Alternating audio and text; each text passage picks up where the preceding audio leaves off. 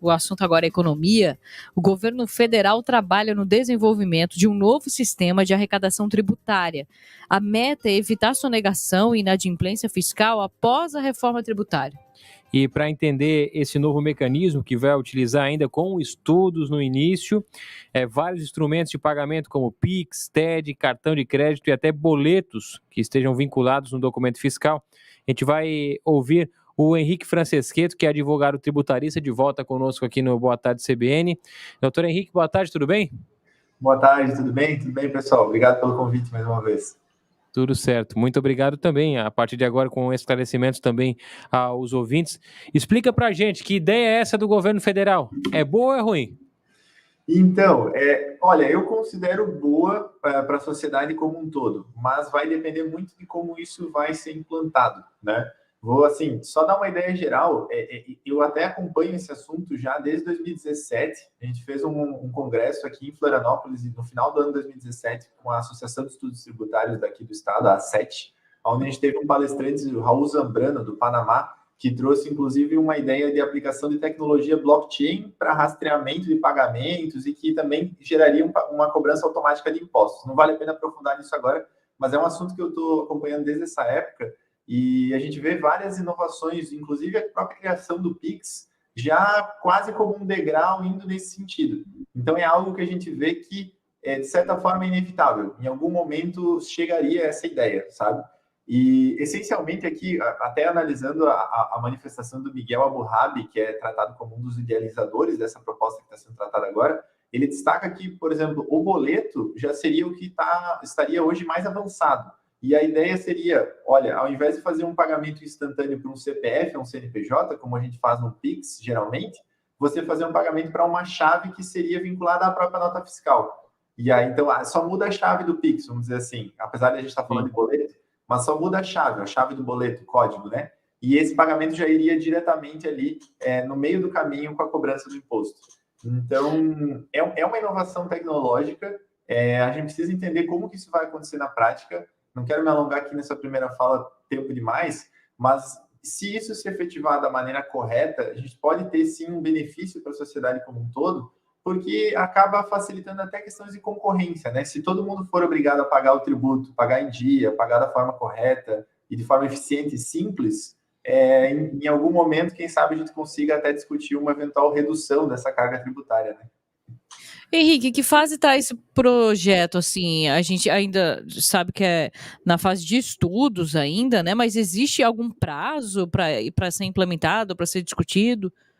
Olha, se fala muito de forma vinculada à reforma tributária, né? Essa inovação viria ali mais ou menos com essas mudanças também. A reforma tributária começa só em 2026, a transição, né, para o novo sistema tributário. Então, pode ser que a gente não tenha nenhuma mudança sobre isso aqui ainda esse ano que vem. Acho que é pouco provável.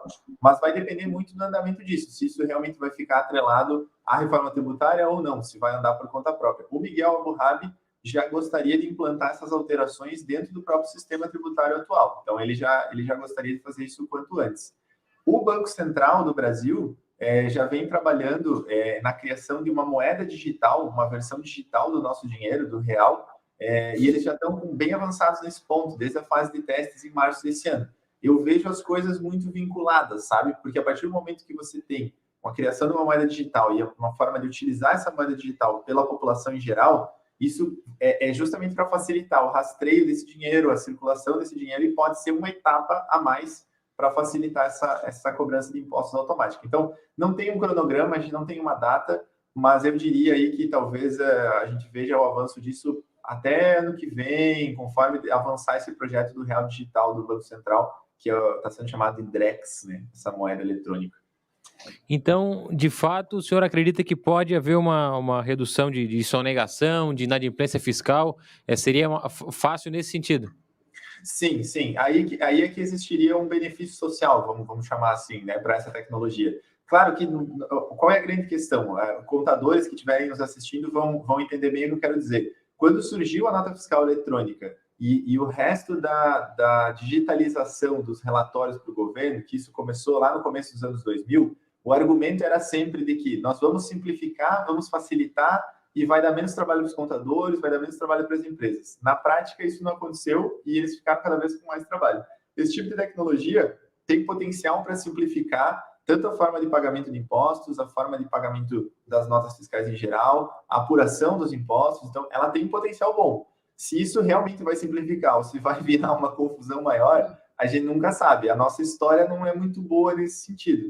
Mas, assim, eu sou otimista sobre essa tecnologia, sendo bem sincero.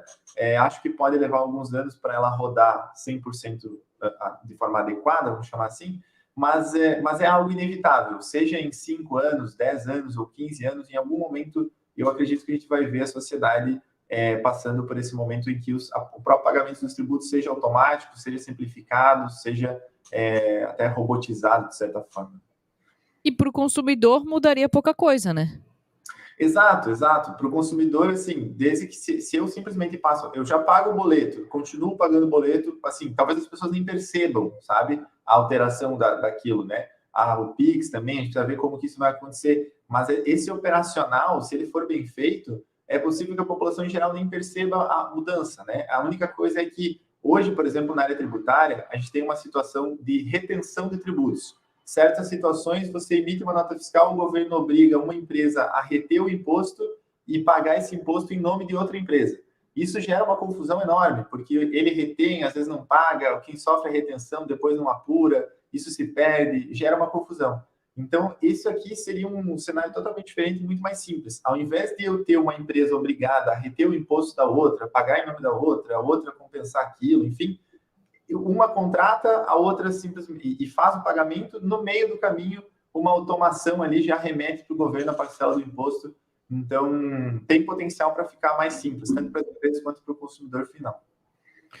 Agora, até aproveitando a conversa com o senhor aqui, e até já citasse esses testes do Brasil e a expectativa da moeda digital com aplicação a partir do fim desse ano ou no início de 2025, o senhor acredita que é um caminho que não tem volta, ou seja, essa moeda vai de fato revolucionar a nossa forma de lidar com o dinheiro, ou é ainda muito cedo para afirmar isso? Olha, eu diria que não tem volta, eu acho que já é possível afirmar isso, e assim, na minha experiência, vamos dizer, no meu dia a dia, eu percebo isso até na seguinte forma: há poucos anos atrás, a gente sempre tinha que sair de casa com a carteira e com o celular. Hoje eu tenho vários amigos, vários colegas que só saem de casa com o celular, porque ali já tem a CNH, já tem o cartão, já faz o Pix, então, desde que você tenha a bateria, você consegue trabalhar e fazer tudo por ali. A gente já trabalha com moeda digital, na verdade, né? A maior parte do dinheiro que circula é totalmente eletrônico, a gente não saca mais dinheiro, né? Até ali, um pouquinho antes da pandemia, ainda se trabalhava um pouco mais com dinheiro físico, a pandemia também fomentou que isso se alterasse de forma mais rápida. Então, hoje, cada vez menos as pessoas usam dinheiro em papel, dinheiro físico, e a gente trabalha muito com Pix, com pagamento, com cartão de crédito.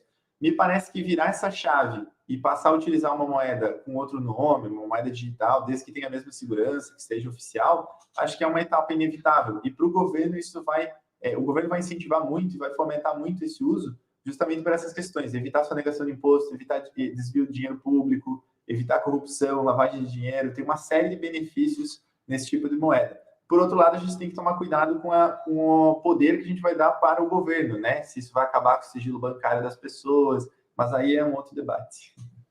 Mas aí as pessoas, né, que não tem muita familiaridade com criptoativos, enfim, moeda digital, a orientação é já dá uma olhada, né? Mas até para diferenciar, né? Porque o Drex não é uma criptomoeda, né? São coisas diferentes.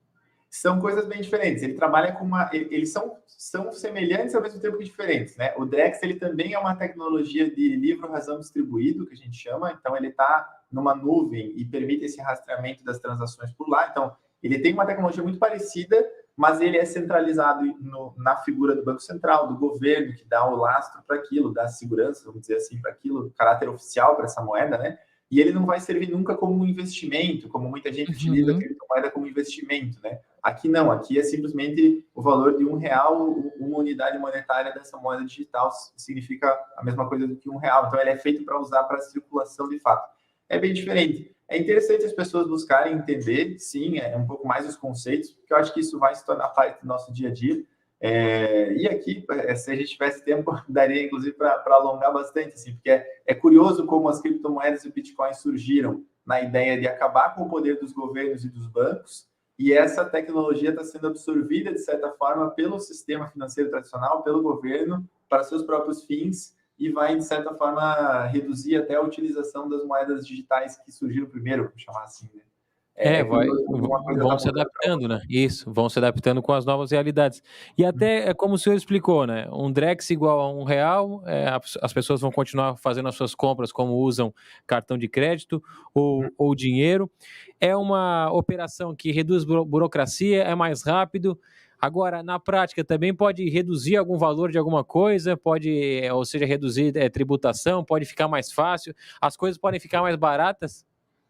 Olha, poderiam, né? A nossa experiência não mostra isso, mostra que isso acaba não acontecendo, né? Mas poderiam. Por quê? Se a gente for pensar, se eu tiver um sistema financeiro mais eficiente, mais simples, mais rápido, com menos intermediários, o custo de transação, né? O custo para a empresa vender, por exemplo, a taxa que ela paga para o operador de cartão de crédito, a taxa que ela paga para o banco, isso tudo tende a reduzir na desnecessidade desse intermediário. Então, em teoria, ela poderia reduzir o preço para compensar isso, né? O governo arrecadando mais rápido, arrecadando melhor e com menos sonegação, vai arrecadar mais. Se o governo arrecadar mais de forma mais eficiente, com menos sonegação, em teoria, né, se todo mundo pagar de forma mais igualitária, talvez a gente possa reduzir a carga do tributo para todo mundo.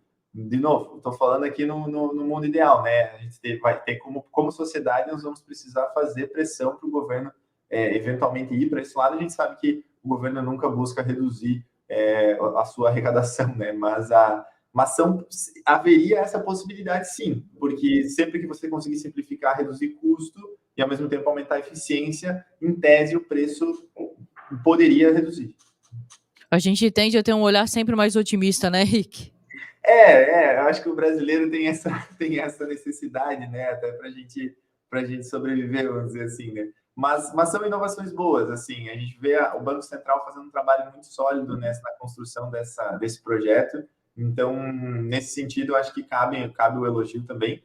Agora, é realmente acompanhar e ficar de olho como sociedade para evitar que isso se transforme em uma ferramenta de mais poder na mão do governo sem se reverter em nenhum benefício para a população, né? Henrique Franceschetto, que é advogado tributarista, muito obrigado mais uma vez pela atenção conosco, com os ouvintes, bom trabalho por aí.